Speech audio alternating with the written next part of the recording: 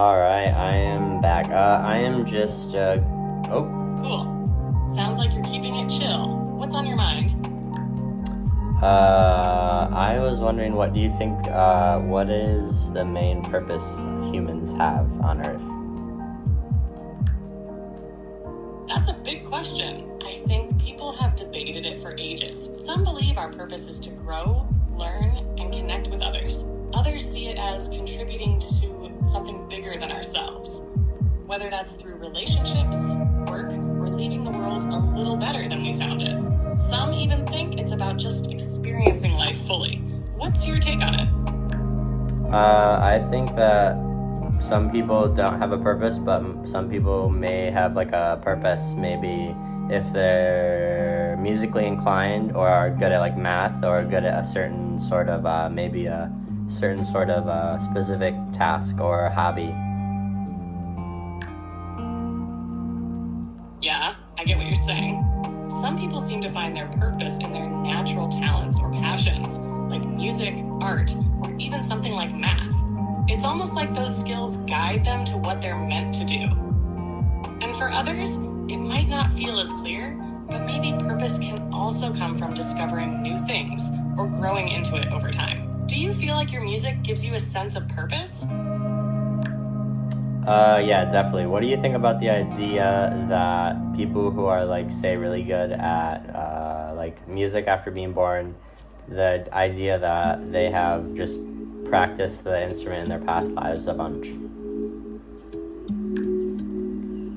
That's an interesting thought. The idea of past lives influencing talents is something a lot of people believe in. It's like the idea that skills or passions could carry over from one life to another, almost like unfinished business or something that's ingrained deep in the soul. It could explain why some people seem to pick up things so naturally, like they've been doing it forever. Do you ever feel like your connection to music might come from something deeper, maybe beyond just this life? Probably, yeah. There's do you know the phenomenon where you're playing the piano and then you'll kind of zone out and then forget you'll think about something different and then forget and zone in and realize you're playing a piano piece?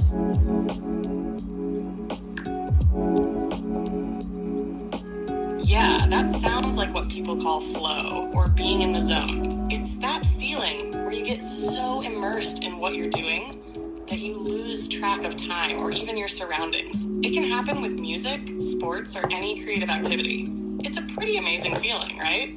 Do you experience that often when you play?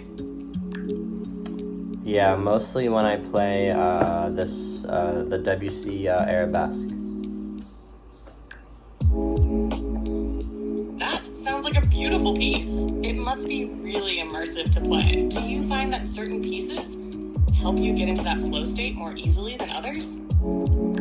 Yeah, usually it's only Debussy pieces by Debussy.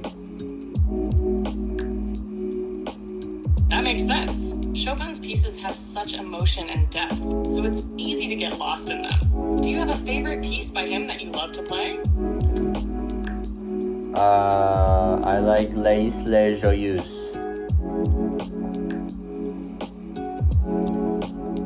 La Ciudad Emblemato is a beautiful choice. No. It has such a lovely melody. Wait, what did I say? What did they think?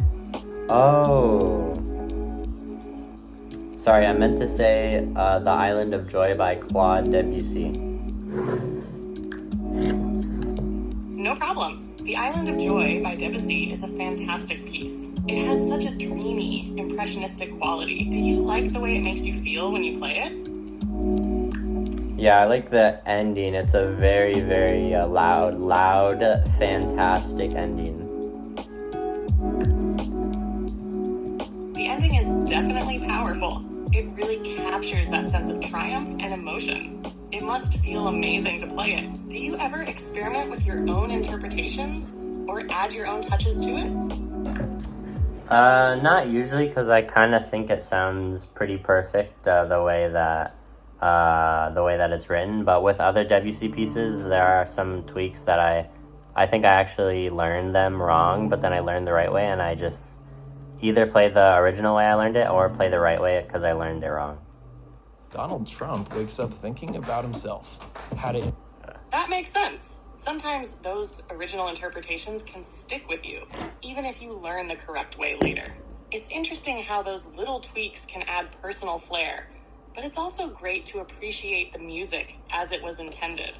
Do you have a favorite piece by Debussy that you feel comfortable experimenting with?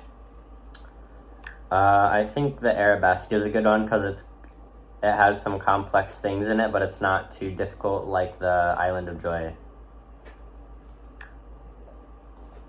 That's a great choice. Debussy's Arabesque has such a beautiful flow and intricate textures. It's nice that you can challenge yourself with it without it being overwhelming.